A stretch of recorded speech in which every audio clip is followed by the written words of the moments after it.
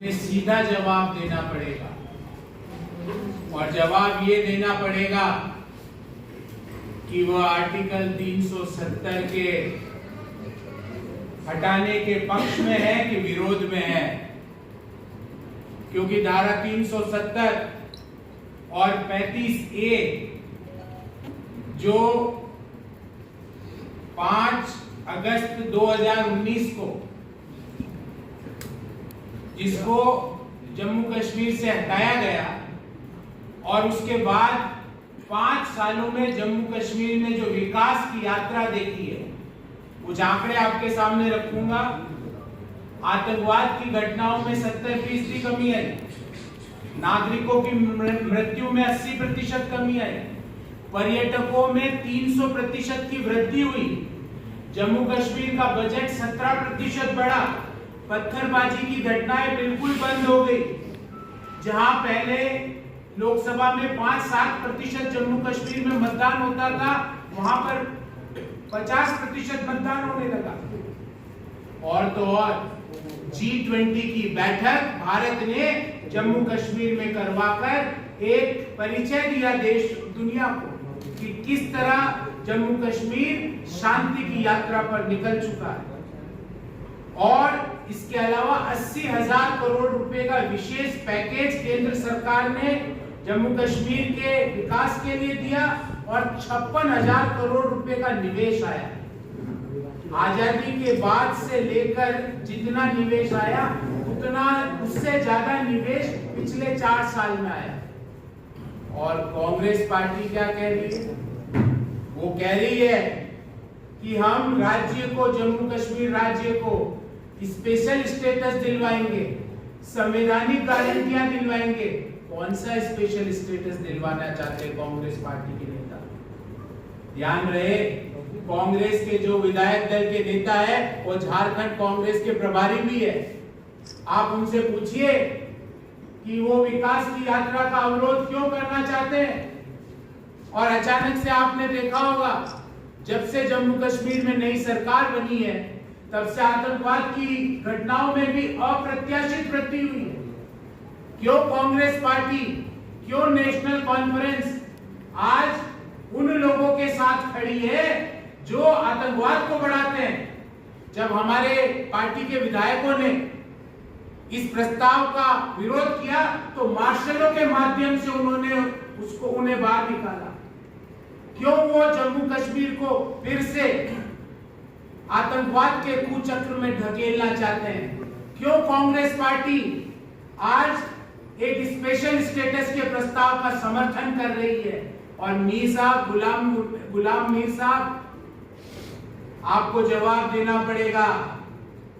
आपके मन में झारखंड के लिए भी ऐसा ही कुछ प्लान होगा, पर झारखंड में ये सारे प्लान चलेंगे नहीं। झारखंड में कोई भी घुसपैठिया दूसरे देश का आएगा तो घुसपैठी स्वागत योजना नहीं चलेगी। घुसपैठी को झारखंड की बाउंड्री पर ही रोक के उसे बाहर धकेला जाएगा और जो अंदर घुसे हुए हैं उन्हें चुन चुन कर बाहर भेजा जाएगा। कश्मीर की अलग आइडेंटिटी बनाना चाहती है। क्यों भाई? आपकी और पाकिस्तान की जो सोच है कश्मीर को लेकर वो एक जैसी क्यों है? क्यों कांग्रेस पार्टी कश्मीर की अलग आइडेंटिटी के प्रस्ताव पे आज समर्थन दे रही है नेशनल कॉन्फ्रेंस? उसके विचार आज नेशनल कॉन्फ्रेंस और पाकिस्तान में बैठे हुए लोगों से क्यों मेल खा रहे हैं?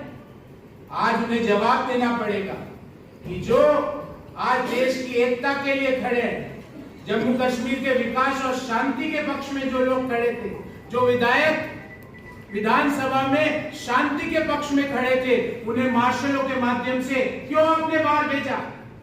और तो और ये सब नहीं खत्म नहीं हुआ।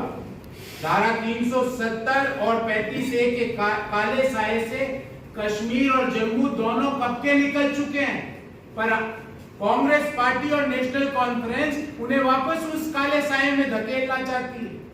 हमारी सरकार ने वादा किया था कि हम जम्मू कश्मीर में विधानसभा चुनाव कराएंगे। केवल 5 साल के अंदर मोदी सरकार ने एक एक उचित तरीके से भारी मतदान के साथ विधानसभा चुनाव कराए, पर चुनाव कराते ही आज आप देखना चाहते हो कि नेशनल कॉन्फ्रेंस और कांग्रेस पार्टी धारा 370 को बहाल करना चाहती है। ये बहाली नहीं होगी। क्यों? कांग्रेस पार्टी जो जम्मू कश्मीर के वाल्मीकि समाज है, गोरखा समाज है, पश्चिम पाकिस्तान के शरणार्थी समाज है, पहाड़ी और गुर्जरों के खिलाफ क्यों खड़ी होगी? क्या उन्हें नहीं पता कि धारा 370 की बहाली से इन सारे समाजों को बहुत बड़ी समस्या होगी?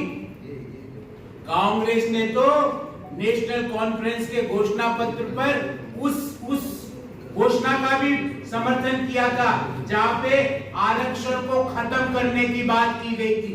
मैं पुनः दोहराता हूं, नेशनल कॉन्फ्रेंस ने घोषणा पत्र में आरक्षण को खत्म करने की बात कही थी और कांग्रेस ने उसका समर्थन किया था।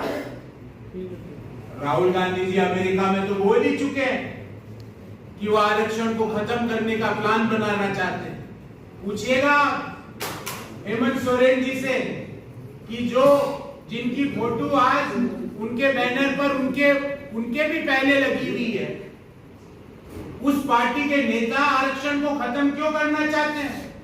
370 की बहाली क्यों कराना चाहते हैं? जम्मू कश्मीर की शांति यात्रा में अवरोध क्यों उत्पन्न कराना चाहते हैं? कौन सी गारंटियां जम्मू कश्मीर में वो देना चाहते हैं? ये सारे सवाल हेमंत सोरेन जी आपको भी जवाब देने पड़ेंगे, क्योंकि ये मामला आपके बहुत महत्वपूर्ण सहयोगी दल का है। आपको जवाब देना पड़ेगा कि क्या आपकी भी सोच यही है? क्या आप भी आरक्षण को खत्म करना चाहते हो हेमंत सोरेन जी? आपकी भी सोच यही है क्या? आपको जवाब देना पड़ेगा कि विकास यात्रा के अंदर आप क्या सहयोगी दल अवरोध क्यों उत्पन्न कर रहा है और आप खामोश बैठे हो? क्यों कांग्रेस पार्टी जम्मू कश्मीर को 1990 के दशक में धकेलना चाहती है, जहां पर रोज समाचार पत्रों में यह खबर आती थी कि आज इतने सिविलियंस आतंकवादियों ने मार गिराए, इतने मुठभेड़ में इतने लोग मारे गए। क्यों धकेलना चाहते हैं वो? हम ये पूछना चाहते हैं कि जब ये विधानसभा में प्रस्ताव पारित हो रहा था तो भारतीय जनता पार्टी ने इसका मुंह तोड़ इसका विरोध किया, पर कांग्रेस पार्टी समर्थन में मौन थी, देख रही थी, मौन स्वीकृति दे रही थी। हम ये पूछना चाहते हैं कि जिस तरह से जम्मू कश्मीर में इस प्रस्ताव विधानसभा में इस प्रस्ताव को रखा गया, आपको जान के आश्चर्य होगा कि 5 नवंबर 2024 को स्पीकर ने स्वयं मंत्रियों की बैठक बुला ली। हमें यह बताया गया है कि भारत के संविधान में स्पीकर एक निष्पक्ष पद होता है। जो लोग संविधान की लाल किताब ऐसे ले लेके घूम रहे हैं, उनसे पूछना चाहता हूं कि उस लाल किताब में क्या लिखा है, कभी पढ़ तो लो। स्पीकर ने स्वयं मंत्रियों की बैठक बुला ली उस प्रस्ताव को ड्राफ्ट करने के लिए, जिसमें धारा 370 और 35A की बहाली की बात की गई। बिना बहस के इस प्रस्ताव को पारित कर दिया गया। हेमंत सोरेन जी, क्या आप इस तरह का माइंडसेट से आगे बढ़ रहे हो? क्या आपके मन में भी यही बात है? जो लोग पहले धारा 370, 35A की और जमायत इस्लामी के नाम पर लोगों को बेवकूफ बनाने की राजनीति करते थे, वो अब 5 अगस्त 2019 के बाद से स्थापित शांति से परेशान हैं।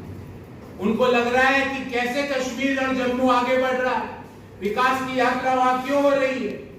अभी भी जब घाटी में आतंकवादी हमले होते हैं, उसमें पाकिस्तान के हाथ होने का मामला सामने आया तो उमर अब्दुल्ला साहब ने क्या किया? ये नहीं बोला कि ये पाकिस्तान की काली करतूत है, मौन हो गए, चुप हो गए। यही इनका मोडस ऑपरेंडी है इंडिया अलायंस का। हर जगह ही इनका मोडस ऑपरेंडी यही है कि अपने वोट बैंक के खातिर, अपनी तुष्टीकरण के खातिर, जहां पे उनका उल्लू सीधा होता है वहां ले लेते हैं, बाकी चुप हो जाते हैं। उनको लोगों के विकास से कोई मतलब नहीं है, शांति से कोई मतलब नहीं है। और गुलाम मीर साहब, झारखंड में आपको बताना पड़ेगा कि आप विधायक दल के नेता थे और हैं, आप मौन क्यों थे? 370 की बहाली के पक्ष में वातावरण क्यों बना रहे? पाकिस्तान के आतंकवादी पे मुंह तोड़ जवाब क्यों नहीं दिया आपने आज तक कि ये पाकिस्तान की काली करतूत है? क्योंकि पिछले 1-1.5 महीने से जिस तरह से आतंकवादी घटनाओं में वृद्धि हुई, तो गुलाम मीर साहब आपके मुंह में दही जमा हुआ क्यों था उस समय?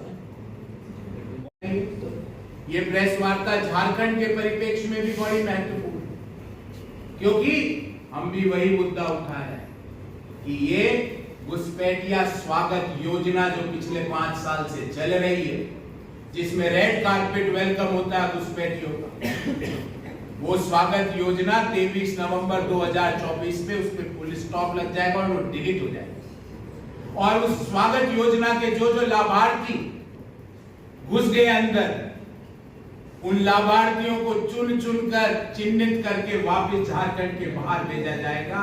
ये जल, ये जंगल, ये जमीन हमारे झारखंड वासियों की है, ये घुसपैठियों की नहीं है। वोट बैंक के खातिर हेमंत जी आपने और आपके कहने के बाद आपके प्रशासन ने उन्हें यहां बसाने का काम किया, गांव के गांव बसाए आपने। वो योजना को अब समाप्त करने का समय आ चुका है। और जिस तरह से सूचनाएं आ रही, जिस तरह से पूरे झारखंड से सूचनाएं आ रही, मैं पुनः विश्वास आपको दिलाता हूं, और मैं आपको जब बोलता हूं तो बिना ज्ञान के नहीं बोल रहा। जिस तरह से सूचनाएं आ रही है, हम अभी तक के सबसे बेस्ट परफॉर्मेंस के साथ 23 नवंबर को यहां पर सरकार बनाना चाह रहे हैं। पर कांग्रेस पार्टी का करप्शन तो हेमंत सोरेन साहब ने यहाँ पे करके दिखाया, पर देश विरोधी ताकतों के साथ आज कांग्रेस पार्टी जो कि हेमंत सोरेन साहब की अलायंस है, वो खड़ी हुई है। ये आज जो जम्मू विधानसभा में, कश्मीर विधानसभा में जो प्रस्ताव पारित हुआ, उससे साबित हुआ। आपके कोई प्रश्न हो इस विषय पर?